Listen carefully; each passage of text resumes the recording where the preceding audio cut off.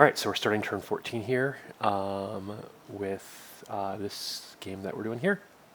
Okay, so I am sending my army over to take on these merchants. I got Staves of Warding, great spell. Going to definitely take advantage of that. For my second tome, I do kind of want to take Tome of Evocation here. I could take this Tome of Necromancy, but I don't think it's actually super great for necromancers, particularly ones that have the support units that I do. Soul Income's fine, Necrotile Projectiles isn't bad, but I think I'm going to hold off on this because there's other tomes that I feel are a little bit more valuable. I also want to get some more Astral Affinity here, so because the tier 2 Astral Affinity tomes aren't like amazing. So ideally I'll have a little bit of Shadow, a little bit of Astral Affinity, so I can eventually start building monuments to that. Ideally I'd get some investment in a third affinity as well, so that I can build, 3 different types of monuments, but that may come a little bit later in the game. So regardless, what this comes down to is I'm taking this Tome of Evocation. And we'll see what spells it offers me. I think I'll start with Lightning Blades. I want Summon Lesser Spirits too, but I think Lightning Blades will give me more of a power spike at this point in time, considering all my other summons. I found this outpost. I'm going to immediately turn this into a city. Yeah, that's fine.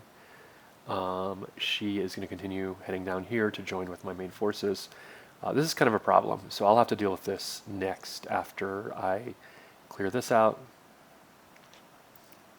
Okay, great, I got a tier 2 town here, so I am going to... I would like to build a tavern, but unfortunately my second farm is being vandalized here, so I'm not going to get the bonus for it, but I think I kind of need it anyway. Simply to deal with this unhappiness, which is giving a penalty to all my income. So we'll build the tavern, and then I'm also going to start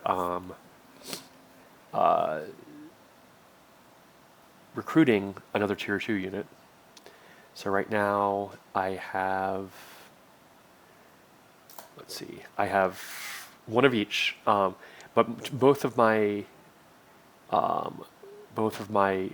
hero units right now are backliners, so I think I'm going to lean a little bit more into the shield guys. So I will go ahead and start recruiting a Guardian. It's going to take a lot of time to recruit this because of my low draft, so when I get a chance, maybe after I build this tavern, I'm going to build a blacksmith to hurry things up.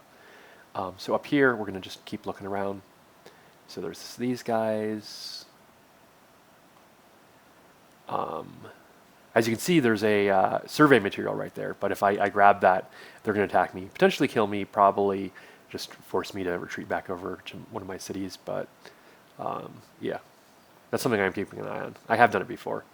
Okay, cool. So here we have in the Astral Abyss. Oh, there's a nest. That is scary. Let's see. Yeah, we have a subdued Astral Abyss. Okay, reduced amount of Umbral Islands with infestations. It doesn't say no islands, just reduced.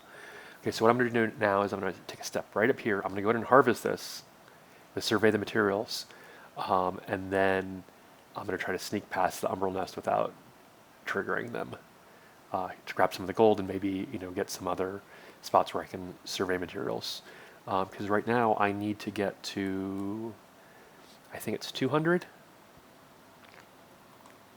Yeah, I need 200 before I can start building a foundation.